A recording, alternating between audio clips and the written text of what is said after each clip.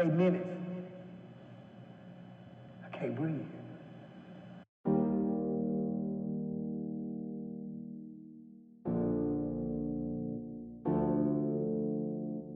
No matter whether the man was black, white, yellow, brown, or red, it's not right.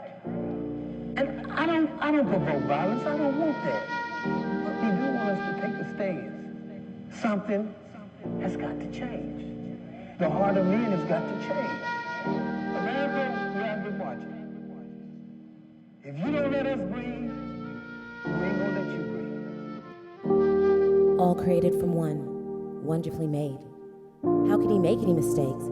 So why, as the complexion becomes darker, so does the hate? Oh no, that's not the case. You don't see color, you say? Well, please see mine. This brown skin, curly hair was perfectly designed by him. And it's truly beyond me that somehow the sight of this outer shell accompanies so much unease. It's just skin. But inside, if you just simply realize, I bleed the same blood, my heart holds the same love, my soul was sent from above, the same as you and everyone. And if we're all his children, why aren't we all equal under his sun? So question number one, if all lives mattered, why is survival so hard for only some, while the majority sits blind and numb? Do you feel me? My brothers and sisters, we need now more than ever unity and love. And honestly, the truth is we need help building back the trust. We've carried this alone so long, the pressure on our chest so strong, burdened down by locked on heavy chains still dragged along behind us. Where's that promise key? So we try to speak our stories openly to all those who would and should listen. But what change can come when words fall on deaf ears in local community and political positions with their own agendas? Our peaceful protests were un-American, deplorably offensive, but an innocent brown life taken is so easily dismissive. Did you not hear the rage in our voice when we asked, why won't you listen? The deep hurt in our cries for justice, how could you have missed it? But instead of simply addressing it, you deployed tactics to divert the topic so you could ignore it, and we're over it. But continuously expected to humble ourselves to your ignorance while simultaneously dealing with the complacencies from deep-rooted arrogance, the thought of it is so abhorrent, and we can't stomach any more of it.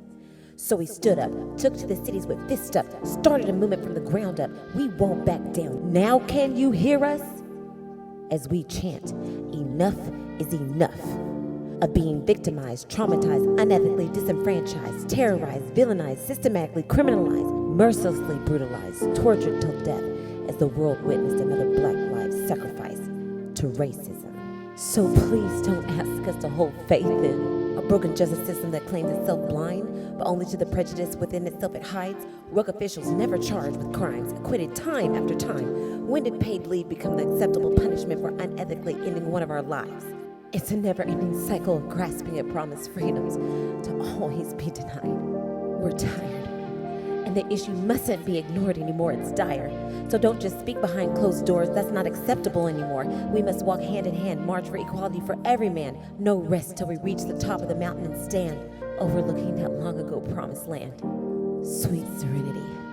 One nation under God with justice and liberty for all.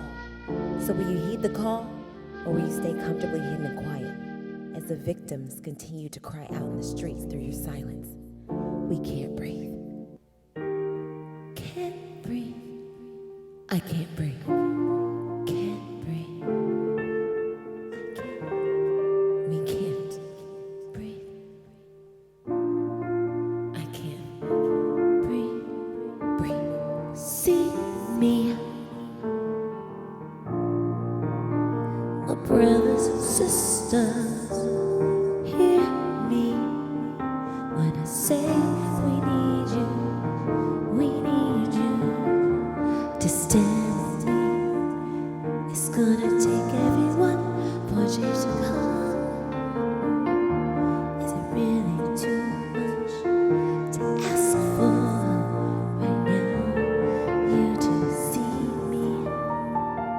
Rick Joyner had a vision. God showed him a vision. and he talked about a second revolutionary war. Civil war is coming. We're in it right now. God showed him, took him to heaven and showed him about America and everything like that. And he said it was going to be a racial war. We see it going on right now. Look at the news. Seattle is fighting. D.C. is fighting. New York is fighting. Chicago is fighting. California is fighting. And people are still silent. And he said that God showed him when they gave the Constitution. It's supposed to be one nation under God. It's supposed to be with liberty and justice for all. He said, but God told him this. Liberty and justice did not come to all. The black man was left out and slavery came. It hasn't been justice. This is not a racial preaching message. It's truth. We got to be able to handle the truth. My brothers and sisters, see me. My brothers.